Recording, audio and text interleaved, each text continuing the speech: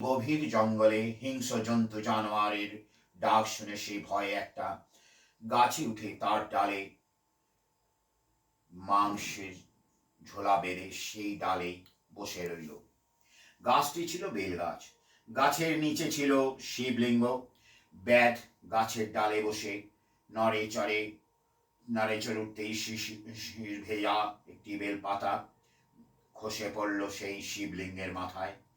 সেই দিন ছিল শিব চতুর্দশী।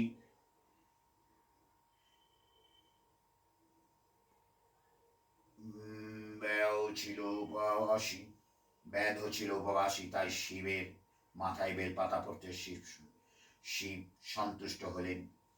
ব্যাধ কিছুই জানতো না, তবু তার শিব চতুর্দশী ব্রতের ফল লাভ হলো। সকালে ব্যাধ বাড়ি ফিরে এলো। সবাই তার জন্য ভাবছিল। ব্যাধ ফিরে আসতে তাকে তার বউ খেতে দিল। এমন সময় একজন অতিথি এলো।